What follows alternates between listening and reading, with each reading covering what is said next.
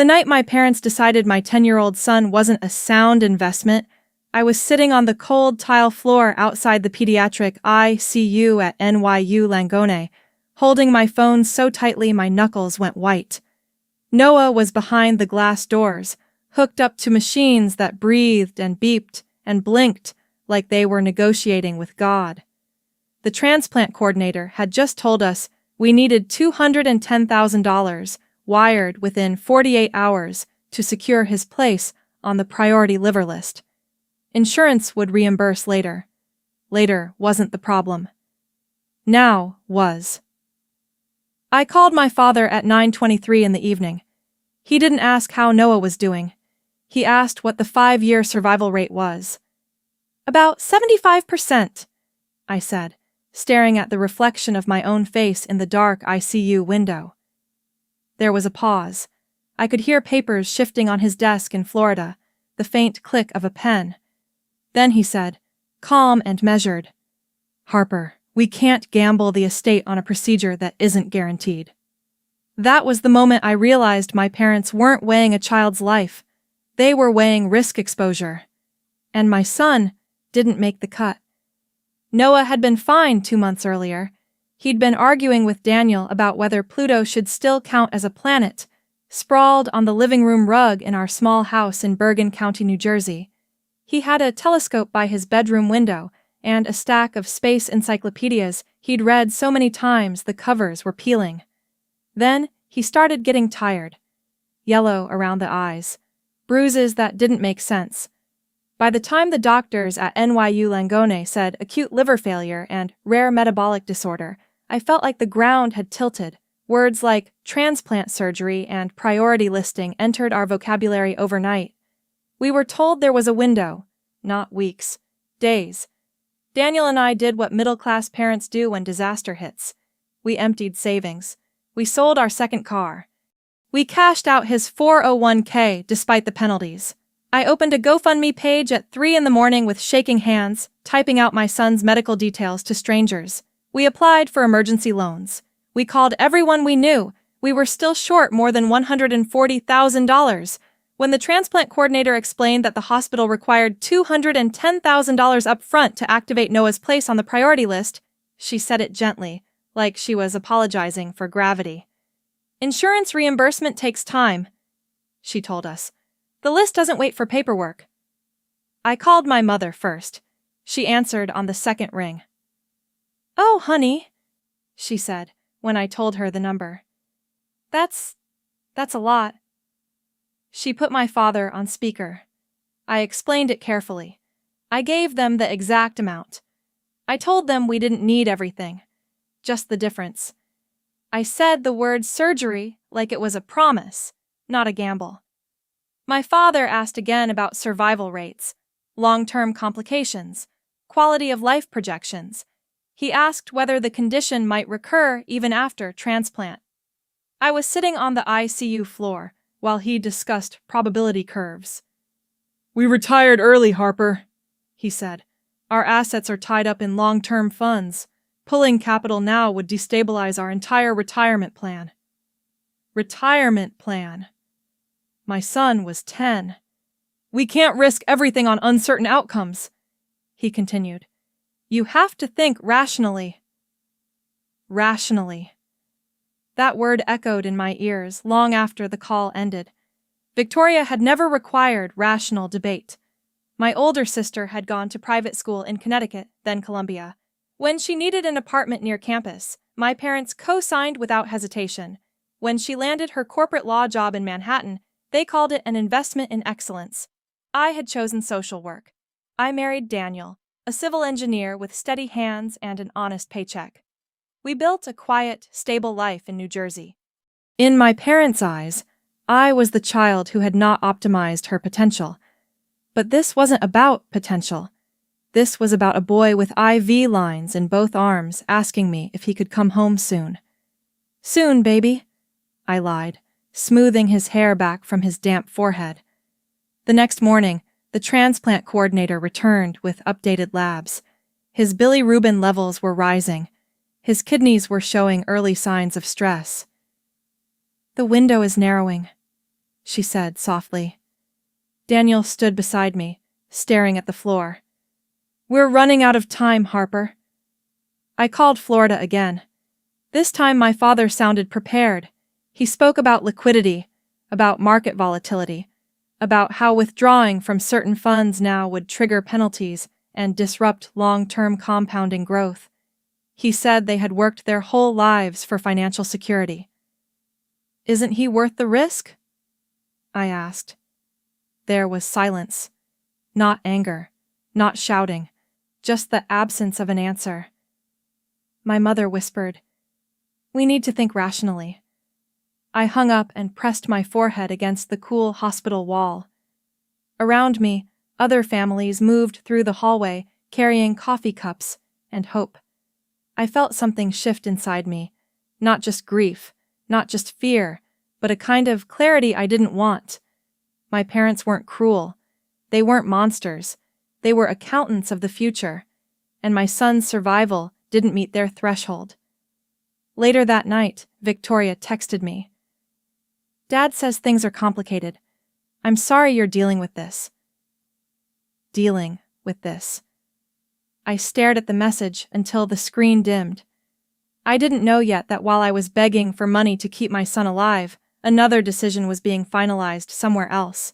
I didn't know the transfer had already been scheduled. I didn't know the estate they were protecting was about to cost me everything. All I knew was that my child was sleeping under fluorescent lights, and I had 48 hours to find a miracle. And my parents had decided miracles were too risky. The countdown started the next morning. The transplant coordinator didn't dramatize it. She didn't need to. Noah's labs spoke for her. His liver enzymes had doubled overnight. His ammonia levels were rising. A nurse adjusted the IV pump while explaining that once multiple organs began to fail, even a transplant might not stabilize him in time. "The window is narrowing," the doctor repeated, his voice steady but urgent. I stood at the foot of Noah's hospital bed, gripping the metal rail like it could anchor me to reality. Daniel was beside me, staring at the monitor as if he could will the numbers to reverse. "How long?" I asked. 48 hours, the doctor said. "Maybe less." 48 hours to find $140,000. We went back to the family waiting room with a legal pad and Daniel's laptop. He ran numbers. I refreshed the GoFundMe page. Donations trickled in. $20, $50, $100 from people I hadn't spoken to in years. It wasn't enough. Daniel called the bank again. I heard him explain our situation in a low, tight voice. I watched his shoulders slump when he hung up. "They won't extend the unsecured loan," he said. Debt-to-income ratio. Debt-to-income ratio. Like we were applying for a kitchen renovation instead of trying to save our son's life. I thought about calling distant relatives, old college friends, anyone with a decent savings account. Pride had already died in the ICU hallway, but time was the real enemy. Noah woke briefly around noon. His skin looked almost translucent against the white sheets. "Mom," he said, his voice barely above a whisper. "Can we go home soon?" I swallowed the lump in my throat. "Soon, baby. We're just waiting for the doctors to fix you." He nodded, trusting me. That trust felt heavier than anything I had ever carried. That afternoon, the transplant coordinator pulled me aside. "There's another pediatric case being evaluated," she said carefully. "If a compatible liver becomes available, priority will go to the patient who is medically ready and financially cleared." Financially cleared. It felt obscene that those two words belonged in the same sentence as my son's name. I stepped into the hallway and dialed Florida again. My mother answered this time with a breathless, "Hello?" like she had been expecting the call. "I need you to reconsider," I said. "We're almost there. We just need the rest." She didn't respond immediately. I heard the faint clink of dishes, the hum of their air conditioner. "Your father wants to talk," she said, and I was back on speaker. "I've been reviewing the numbers," my father began. Numbers. He asked again about survival rates. He asked about potential complications. He asked whether the condition might recur even after transplant. His tone was calm, analytical, as if we were discussing a volatile stock. 75% 5-year survival, I repeated, forcing myself to keep my voice steady. That means 25% failure, he said quietly. I pressed my palm against the hospital wall to steady myself. We can't destabilize our retirement accounts for uncertain medical outcomes, he continued.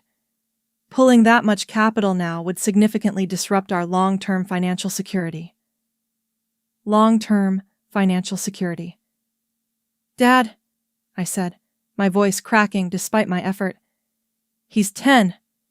We understand this is emotional, he replied, but we have to think rationally. Rationally. The word felt like a blade. I thought about Victoria's Columbia tuition paid in full without debate. I thought about the Manhattan townhouse they had helped her secure, calling it a strategic move in a strong market.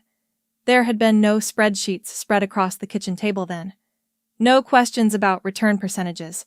I wasn't asking for a new property investment. I was asking for oxygen.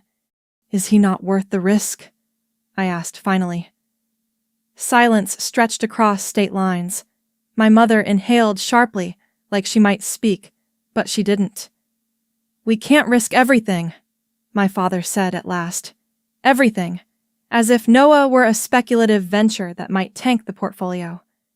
I ended the call before I said something I could never take back. Back in the ICU, the machines hummed in relentless rhythm. A nurse adjusted Noah's blankets. Daniel stood at the window, staring out at the gray Manhattan skyline. They said no again? He asked, without turning around. I nodded. He pressed his hand to his forehead. For a moment, I thought he might punch the wall. Instead, he slid down into a chair and buried his face in his hands. The doctor returned just before midnight. His kidneys are showing signs of stress, he said gently. We're monitoring closely. Monitoring closely. It sounded like code for preparing for the worst. At 2 a.m, I sat alone in the hospital chapel. The room smelled faintly of candle wax and disinfectant. I stared at the wooden cross on the wall and tried to bargain with a God I wasn't sure I believed in. I imagined my father at his desk in Florida, reviewing investment statements. I imagined neat columns of numbers, projections stretching years into the future. I wondered if he could see this room, this bench, this mother kneeling on a tiled floor. I wondered if he ever imagined explaining to his grandson why compounding growth mattered more than him. By dawn, Noah's breathing had changed. The monitors beeped more urgently. Nurses moved faster. Daniel grabbed my hand as the doctor spoke words I couldn't fully process. Multi-organ involvement, he said. We're doing everything we can. Everything we can, except wire the money. 2 days later, the machines were doing most of the breathing for him. His small chest rose and fell in mechanical rhythm. I held his hand and counted the freckles on his arm like I used to when he was a baby. Daniel whispered prayers he had never believed in before. When the doctor finally said the words, multi-organ failure, I felt the room tilt. There was no transplant, no miracle liver, no financial clearance, just a long, flat tone and a silence that swallowed everything. My son died in March of 2022, not because there wasn't a compatible organ somewhere in the country, but because we couldn't secure one in time. Not because there wasn't love, but because there wasn't enough liquidity. 2 months later, unable to sleep, I opened a public property database in Westchester County. I wasn't looking for revenge. I was looking for something to blame. I couldn't sleep in May. The house in Bergen County felt hollow in a way that echoed. Noah's sneakers were still by the door. his telescope still pointed at a sky he would never map again. Daniel had fallen asleep on the couch downstairs, with the television on mute, blue light flickering across his face like a silent storm. I sat at the kitchen table with my laptop open and typed Victoria Sullivan into the Westchester County property search out of something between habit and self-harm. I told myself I wasn't looking for revenge. I was looking for proof that I hadn't imagined the tone in my father's voice that night, that there hadn't been something colder underneath the word rational. Victoria's Brooklyn townhouse came up immediately. Purchase date, parcel number, assessed value. Then my eyes caught the line that made my pulse stutter. Mortgage satisfied. March 2022. March. I leaned closer to the screen, as if proximity might change the date. I clicked into the document history. The satisfaction filing had been recorded within days of my second call from the ICU hallway. That can't be right, I whispered into the empty kitchen. I opened the linked document. A scanned confirmation of wire transfer attached to the satisfaction record. Amount: $180,000. $180,000. The number burned on the screen. I grabbed my phone and checked the date of Noah's death. March. I checked the timestamp on my call log. March. I could hear my father's voice again. We can't destabilize our retirement accounts. My hands began to shake, but my mind sharpened. I took screenshots. I downloaded the public filings. I emailed the PDFs to myself twice. Then I searched my own inbox. Months earlier, my father had accidentally included me on a family investment email chain about Vanguard accounts. I typed Vanguard into the search bar, then transfer, then Westchester. An archived email surfaced from early March. Subject: reallocation strategy. My father had written to Victoria, "Real estate in New York remains a secure long-term investment. Eliminating the mortgage strengthens the estate and protects generational wealth." There was a follow-up email from my mother. "We can't destabilize retirement accounts for uncertain medical outcomes," she wrote. "We need to preserve liquidity for stable growth." Uncertain medical outcomes. The timestamp was from the same week I had been kneeling on a hospital floor. I leaned back in my chair and stared at the ceiling. They didn't lack liquidity. They chose where to direct it. I did the math slowly, methodically, like my father would have taught me at the kitchen table when I was 16, and he was explaining compound interest. They said pulling money out would destroy their retirement plan. Yet $180,000 had moved within 48 hours, not to save their grandson, to erase a mortgage. They didn't choose between children. They chose between projections. Daniel's footsteps creaked on the stairs. He walked into the kitchen, rubbing his eyes. "You're up early," he said. I turned the laptop toward him without speaking. He read the screen in silence. His jaw tightened. "Is that—" he began. "Yes." He scrolled through the filings, the wire confirmation, the satisfaction document, the email thread. "Are you sure this is connected?" he asked, his voice careful. I clicked open the email again and pointed to the timestamp. The same week Noah's transplant coordinator had warned us about the narrowing window. Daniel ran his hand over his face. "Harper," he said quietly, "this changes everything." It didn't feel like change. It felt like confirmation. He pulled out a chair and sat down. "What are you going to do?" For a moment, I thought about closing the laptop, about pretending I hadn't seen it, about protecting what little peace we had rebuilt over 2 months of grief. Then I imagined my father describing my son's survival odds like a risk assessment. "I'm done being quiet," I said. Daniel hesitated. "Confronting them won't bring him back." "I know," I said, "but pretending this is just grief won't either." Before dawn, I drove to a 24-hour copy shop off Route 17. The fluorescent lights buzzed overhead. A college kid behind the counter barely glanced up when I asked to print 72 pages. The printer hummed, page after page, sliding out in warm stacks. Vanguard statements, wire confirmations, email threads, property records stamped in black ink. I gathered them carefully, aligning the edges. The weight of the paper in my hands felt heavier than it should have. This wasn't grief anymore. This was documentation. Back in my car, I placed the stack inside a manila envelope.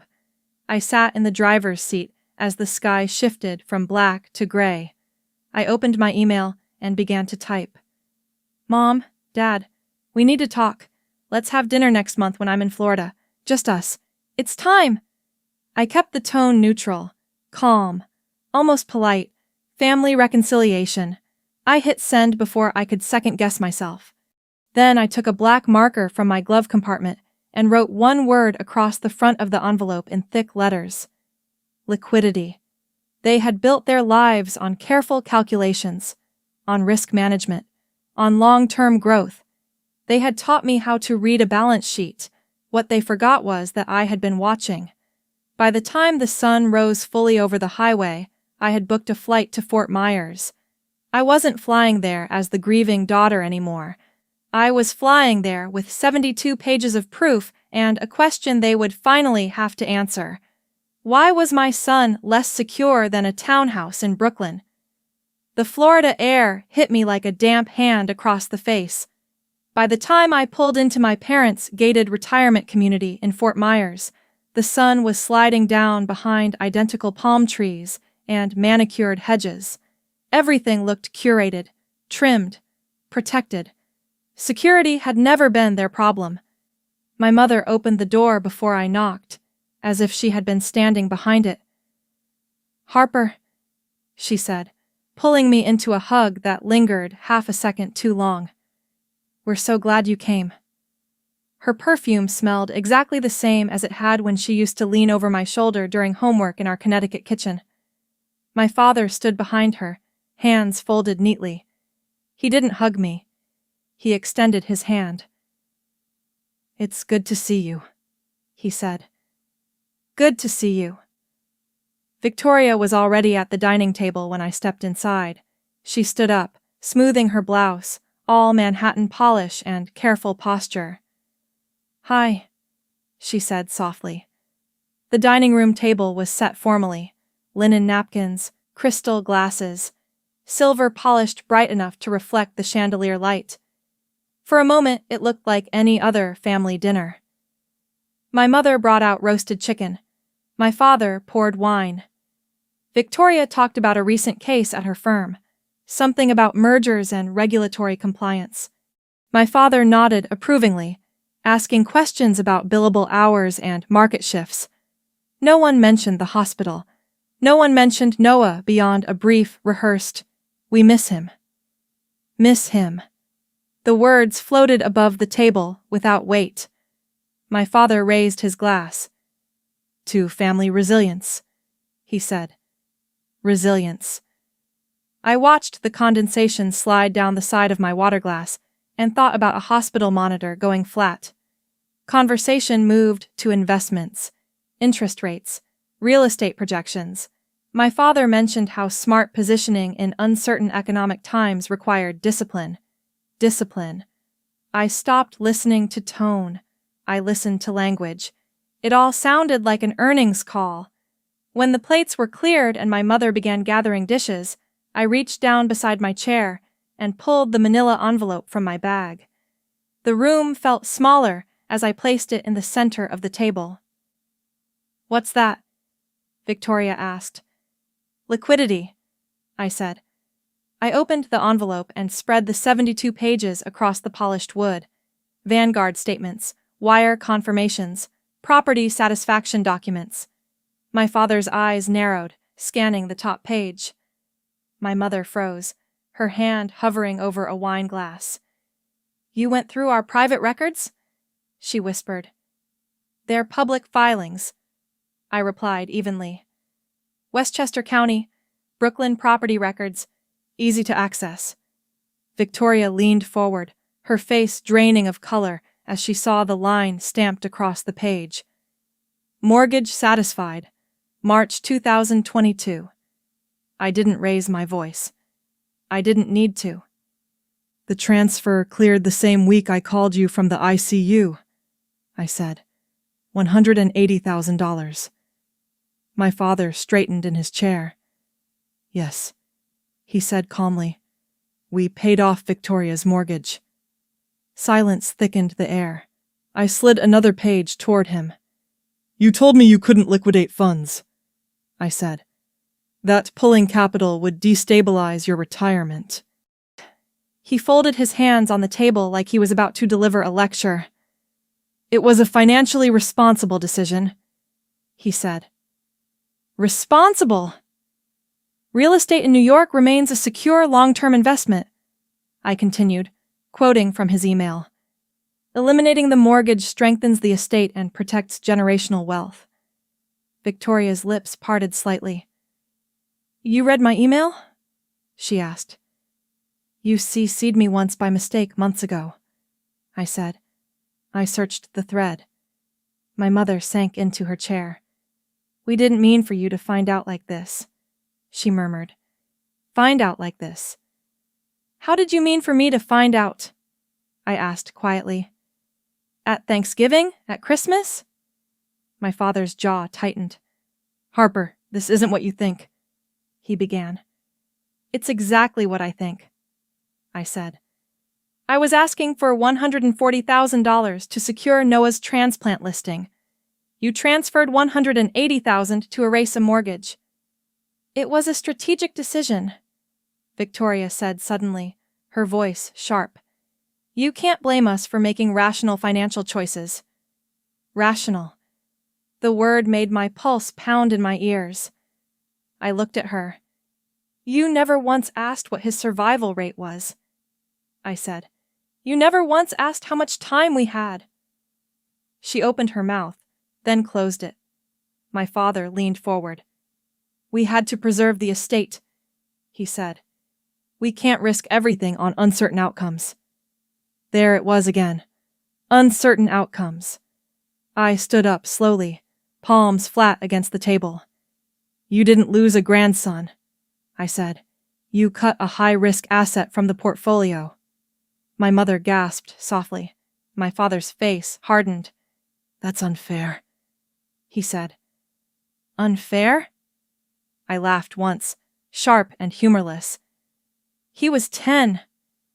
Victoria stared down at the documents like they might rearrange themselves into something less damning. We thought about long-term stability, my father continued, about protecting what we built. You built a retirement plan, I said. Not a family. My mother reached across the table, her hand trembling. Harper, please, she whispered. I gathered the pages back into the envelope one by one. You're not parents, I said, my voice steady now.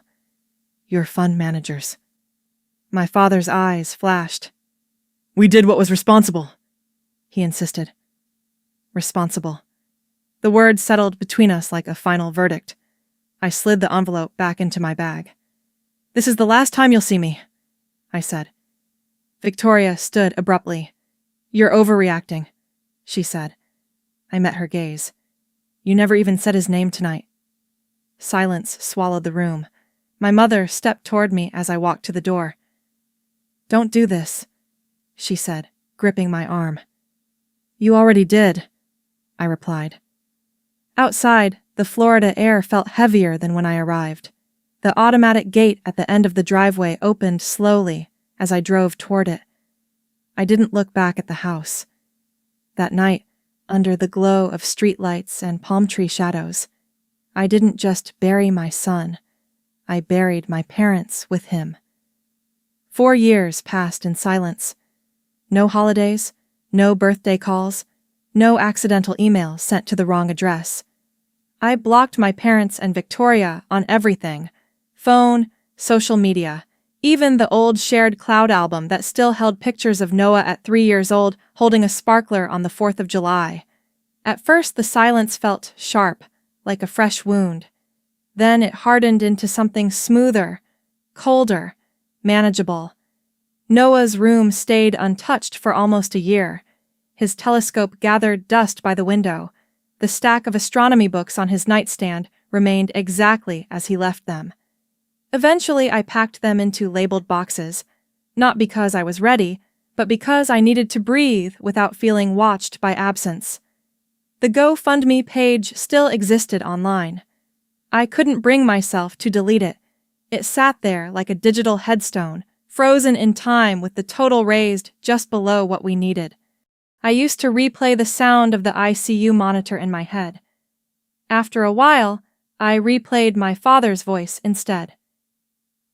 We can't risk everything. Daniel and I barely survived the first year. Grief doesn't just sit quietly in the corner, it seeps into everything. We snapped at each other over dishes, over silence, over nothing. One night, he said, "You can't live in that hallway forever, Harper." I wanted to scream at him. I wanted to say that hallway was the last place our son had been alive. But instead, I sat down on the kitchen floor and cried until there was nothing left. Therapy became a weekly ritual. At first, I resisted it. I didn't want coping strategies. I wanted justice. But the therapist didn't talk about forgiveness. She talked about identity. "Who are you without that moment?" she asked once. I didn't have an answer. I went back to work part-time as a social worker, then gradually full-time. But I couldn't return to the same cases. I found myself drawn to families navigating transplant systems, insurance barriers, emergency funding. I learned the language of grants and bridge financing. I memorized deadlines. I sat beside mothers in hospital corridors and helped them fill out paperwork I once didn't understand. Helping them secure funding felt like both penance and power. If I couldn't save Noah, maybe I could help save someone else's child. I heard occasional news about Victoria through mutual acquaintances. Her firm had gone through restructuring. There were whispers of layoffs. I felt nothing when I heard it. Not satisfaction, not sympathy, just distance. Revenge fantasies fade when you realize silence can be louder. It was late October 2026 when my phone rang with a Manhattan area code I didn't recognize. I almost let it go to voicemail. "This is Mount Sinai Hospital," a woman said when I answered. "Are you Harper Sullivan, sibling of Victoria Sullivan?" The name landed in my chest like a stone. "Yes," I said carefully. She's been admitted with acute lymphoblastic leukemia. We're evaluating immediate treatment options. The words blurred together for a second. Leukemia. Critical. Chemotherapy not responding. "I'm sorry," the nurse added. "We're contacting close family for compatibility testing." I sat down slowly at the kitchen table. 2 days later, a hematologist called me directly. "You're a 10 out of 10 HLA match," he said. "Approximately a 3% probability between siblings." 3%. The irony felt almost theatrical. "She needs a bone marrow transplant as soon as possible," he continued. "Without it, we're looking at weeks." Weeks. The same time horizon the transplant coordinator once gave me. After I hung up, I noticed 3 missed calls and 2 voicemails from Florida. I didn't listen to them right away. I let them sit there for hours, like unopened letters. When I finally pressed play, my mother's voice trembled through the speaker. "Harper, please call us back. It's Victoria. She's very sick." In the second voicemail, she was crying. My father's voice came last. "We need you," he said. "We need you. 4 years ago, I needed them." I stood at Noah's old desk and stared at the transplant evaluation paperwork the hospital had emailed me. The forms looked familiar. Consent, risks, complications, survival rates. I imagined my father calculating probabilities again. This time the odds were reversed. I walked outside onto our back porch. The autumn air was crisp, leaves scattered across the yard like fragile coins. Do I let karma run its course? I asked myself. Do I become what they were? Measured, detached, rational. The girl they once called impractical was now the only match left on the table. My phone buzzed again. A text from an unknown number. It was Victoria. I don't know if you'll answer, she wrote. But I'm sorry for everything. I stared at the screen. Sorry. It wasn't the apology I had imagined for years. It wasn't detailed or eloquent. It didn't mention Noah by name. But it was the first time she had acknowledged anything at all. That night, I sat in the dark living room with Daniel. "They need you," he said quietly. I nodded. "If you don't do it," he continued, "no one will blame you." I looked at the framed photo of Noah on the mantel, his grin, the gap where his front tooth had been.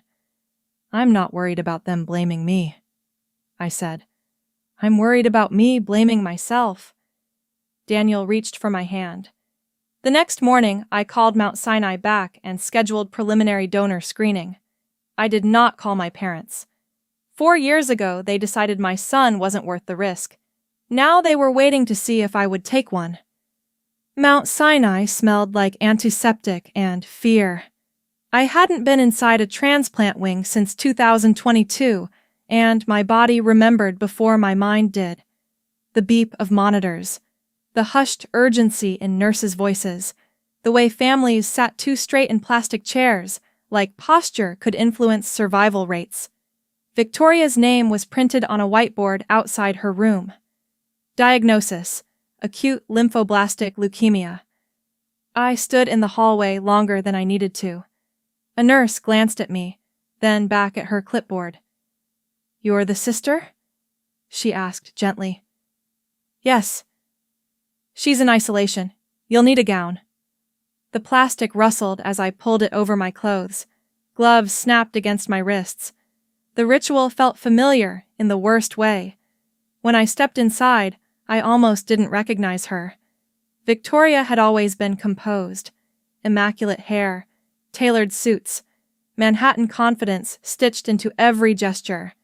Now she was pale, thinner, her hair reduced to soft, uneven stubble beneath a hospital cap. An IV line traced along her arm. Her eyes were too large for her face. She looked up when I entered. For a moment, neither of us spoke. "Hi," she said quietly. "Hi." The word held none of the sharpness it once did. I pulled a chair closer to the bed. "You look tired," I said, because I didn't know what else to say. She gave a faint, humorless laugh. "Chemo will do that." Silence filled the space between us. The machines hummed steadily, indifferent. "I didn't think you'd come," she admitted. "I almost didn't." Her throat moved as she swallowed. I deserved that. There was no defense in her tone, no strategy, just exhaustion. A knock at the door interrupted us. My parents stepped inside. My mother looked smaller than I remembered. My father's posture had lost its rigid certainty. When their eyes landed on me, relief flooded their faces. "You came," my mother whispered. I nodded once. My father approached slowly. "We're grateful," he said. Grateful. The word felt heavy, almost foreign in his mouth. No one mentioned Florida. No one mentioned the dinner, the documents, the envelope. Everything narrowed to hospital charts and donor compatibility. Later that afternoon, a transplant coordinator led me to a separate consultation room. She reviewed the procedure step by step. Peripheral blood stem cell donation. 5 days of injections to stimulate marrow production. Possible bone pain. Fatigue. Low-grade fever. "Risks are minimal," she said, "but not zero." Not zero. The phrase echoed. 4 years ago, my father had calculated survival percentages like stock volatility. Now a doctor was explaining my own risk profile in calm, clinical tones. "Why are you doing this?" the coordinator asked gently, not as a challenge but as a safeguard. I thought about the ICU hallway, the chapel bench, the wire transfer confirmation. I'm not doing it for them, I said finally. She waited. I'm doing it for me. That answer seemed to satisfy her. The injections started the next morning. By day 3, my bones ached in a deep, strange way, like something inside me was expanding beyond its natural boundaries. Daniel sat beside me in the donor clinic, holding a coffee I was too nauseated to drink. You don't have to keep going, he reminded me softly. I did. Across the hall, my parents waited in a separate family lounge.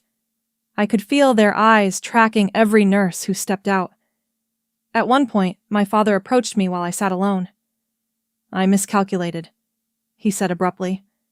I looked up. 4 years ago, he continued, voice low. I treated it like an actuarial table. He didn't say Noah's name. But this, he gestured vaguely toward the wing. This isn't a spreadsheet. No, it wasn't. Do you regret it? I asked. He didn't hesitate. Yes. The word hung in the sterile air. Not justification, not explanation. Just regret. On the morning of the collection procedure, they wheeled Victoria past my room. Our eyes met. She lifted her hand weakly in a small wave. 3%. That was the probability of a perfect sibling match. 3% felt like both punishment and mercy. The apheresis machine hummed beside me as blood flowed out of one arm, filtered, then returned through the other. It was strangely mechanical, almost detached. I watched the crimson tubing loop in steady rhythm. Somewhere down the hall, Victoria was being prepped. The procedure took hours. My body felt hollow afterward, like something had been siphoned out beyond cells. My mother sat at my bedside when I woke. She was crying, silently. You don't have to thank me, I said. I'm not, she replied, wiping her face. I'm ashamed. I closed my eyes. Later that evening, the transplant began. We weren't allowed in the room during the infusion. Instead, we waited in a quiet family lounge with beige walls and muted television screens. My father stared at the floor. Victoria's husband sat rigidly beside him. Time stretched. Eventually, a nurse entered. It went smoothly, she said. Now we monitor. Monitor. The same word that once preceded disaster. This time, it carried possibility. I stood slowly, legs unsteady. Through a small window at the end of the hall, I could see the skyline of Manhattan glowing against the night. 4 years ago, I begged them to take a risk. Tonight, I had taken one. Not because they earned it, not because they deserved redemption, but because I refused to become the kind of person who measured love in percentages. Somewhere behind a hospital door, my cells were fighting for my sister's life. And for the first time in years, I felt something shift inside me that wasn't anger. It was something quieter. Choice. Recovery was slow and uncertain. The first 2 weeks after the transplant felt like standing at the edge of a cliff, waiting to see which way the wind would blow. Victoria's white blood cell counts fluctuated. Fevers came and went. Every lab result was dissected like a verdict. Engraftment, the doctors called it, when my cells would begin to take root inside her body. I hated that word. It sounded agricultural, clinical, detached. But when the hematologist walked into the waiting room 3 weeks later with a small smile, I felt my lungs expand for the first time in days. Her counts are rising, he said. The marrow is responding. My mother collapsed into a chair, sobbing openly. My father covered his face with both hands. I stood still, gripping the back of a plastic hospital chair until my knuckles whitened. She was going to live. 6 months later, Victoria was in remission. Her hair grew back in uneven curls. The dark circles under her eyes faded. She walked slower than she used to, spoke softer, but she was alive. I visited only twice during those months, not because I didn't care, because I needed space to understand what I had done. Saving her hadn't erased anything. It hadn't erased March 2022. It hadn't erased the ICU hallway, but it had altered the equation. In late spring of 2027, my father called. Not to ask for anything. To tell you something, he said. I braced myself anyway. We sold the Florida house, he continued. The words caught me off guard. You what? We put it on the market in January, he said. Closed last month.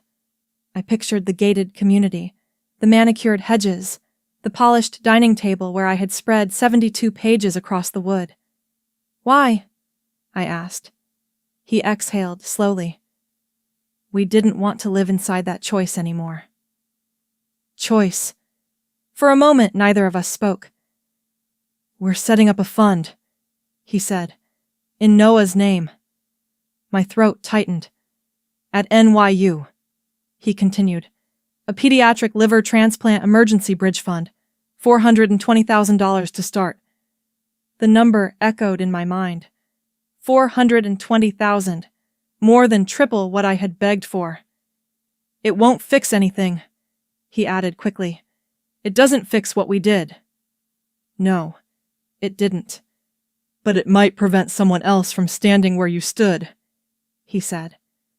After I hung up, I sat at my kitchen table for a long time. Daniel came home from work and found me staring at nothing. They're donating the money, I said. All of it? He asked. Yes. He let out a slow breath. That's something. It was something. The fund launched quietly that summer. There was no press release beyond a modest announcement from NYU Langone, the Noah Sullivan Pediatric Liver Bridge Fund. I attended the small dedication ceremony. Not for them. For him. A plaque with Noah's name engraved beneath the words, Emergency Transplant Support. I ran my fingers over the metal letters. My mother stood a few feet behind me, hands clasped tightly together. My father didn't attempt a speech. He simply said, "We were wrong," to the room of hospital administrators and transplant coordinators. Victoria stood beside him, thinner than before, but upright. When she spoke, her voice shook. My life exists because of my sister, she said, and because she refused to become what we were. I didn't look at her. I looked at the plaque. Over the next year, the fund helped 3 families secure emergency deposits. 3 children received transplants who otherwise would have waited. One mother sent me a handwritten note. Because of Noah, my son is alive. I folded that letter and kept it in my nightstand drawer. Grief didn't disappear. It never does. But it shifted from a blade to something heavier and steadier. In early 2028, my mother asked if we could have breakfast. Neutral ground, she said. 4 chairs. I hesitated before agreeing. When I arrived at the small cafe in our old Connecticut suburb, the air was cool and bright. I chose a corner table near the window and asked the hostess to add 2 extra chairs. 4 chairs. My parents walked in together, slower than I remembered. Victoria followed, her hair now shoulder-length and dark again. They didn't rush toward me. They waited. We sat down carefully, like we were assembling something fragile. My father ordered black coffee without asking what I wanted. He remembered. Victoria spoke about follow-up scans and maintenance medication. My mother asked about my work with transplant families. No one mentioned percentages. No one mentioned risk assessments.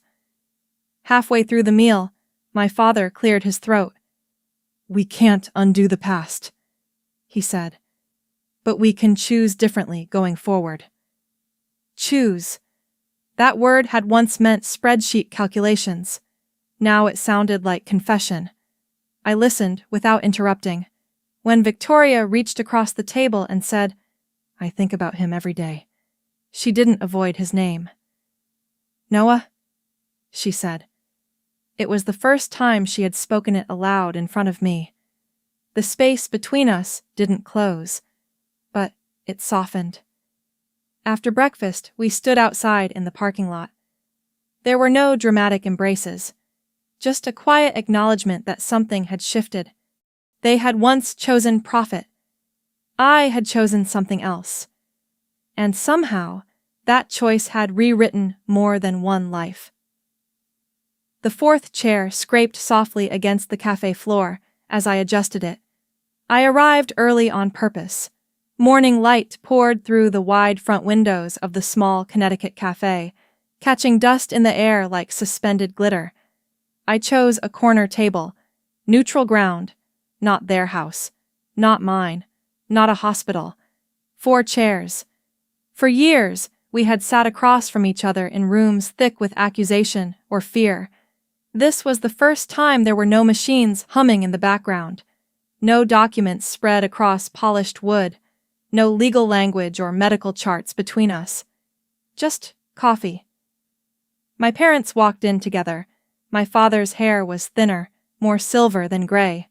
My mother's shoulders curved slightly inward, like she carried something invisible and permanent. Victoria followed a few steps behind. Healthy now. Steadier. But there was something different in her posture. Less sharpness, more humility. They paused when they saw me, as if waiting for permission. I nodded once. They sat. For a moment, none of us spoke. The barista called out someone's latte order. A spoon clinked against porcelain somewhere behind me.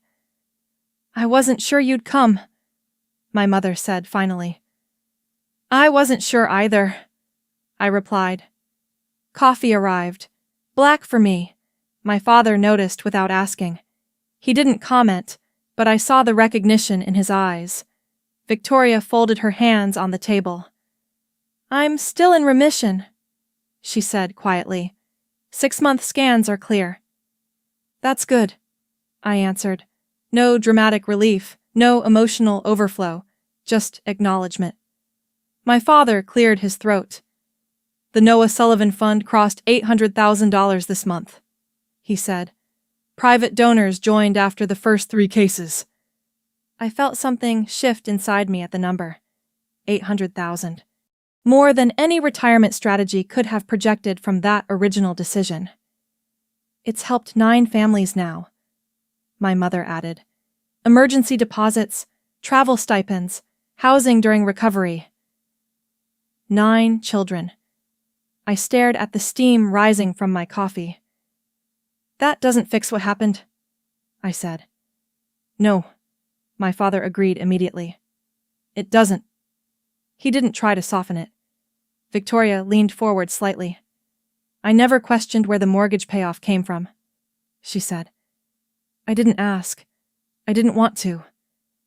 Her honesty landed heavier than any defense would have. "I benefited from a decision that cost you everything," she continued. "I live with that." Silence followed, but it wasn't hostile. It was reflective. My father looked directly at me. "I thought I was protecting the family," he said. "I thought preserving assets was the same thing as preserving legacy." He shook his head slowly. "I confused profit with love." There it was. Not justification, not explanation. Confession. I let the words settle before speaking. "I didn't donate marrow because you earned forgiveness," I said calmly. "I did it because I refused to become someone who calculates love like a return on investment." My mother's eyes filled, but she didn't interrupt. "I'm not here to restore what we had," I continued. "We don't go back to before. That version of us doesn't exist." Victoria nodded. "What do we do now?" she asked.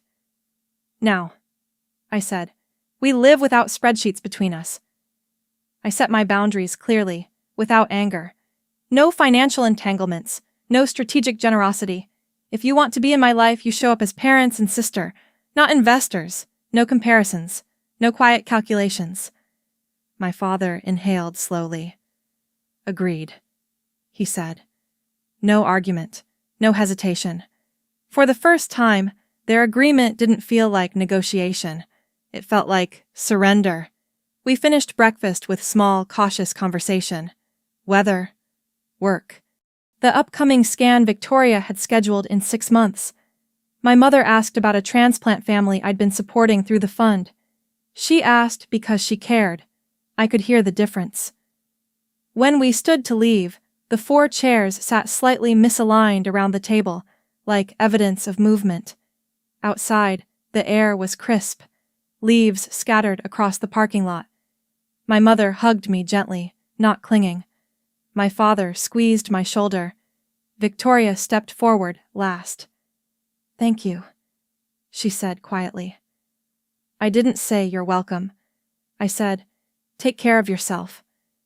As they walked toward their car, I realized something I hadn't understood before. I didn't save Victoria because I forgave them. I saved her because I refused to let grief turn me into the kind of person who weighs human worth against financial security.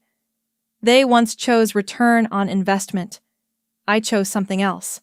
Not softness, not weakness. Choice. And choice is power. I stood there for a moment longer, watching their car disappear down the road. There are days I still think about the ICU hallway, about the number 140,000, about the wire transfer that changed everything. But I also think about the 9 children who received transplants because my parents finally chose differently. Love cannot be retroactively applied to the past, but it can redirect the future. If you were sitting in my chair with the same history, the same wound, what would you have done? Would you have let karma finish what it started? Or would you have chosen differently, even when no one deserved it? I don't pretend my decision was pure. It wasn't forgiveness. It wasn't sainthood. It was simply this. I refused to let my son's memory be carried by bitterness alone. Noah deserved more than a legacy of resentment. He deserved impact.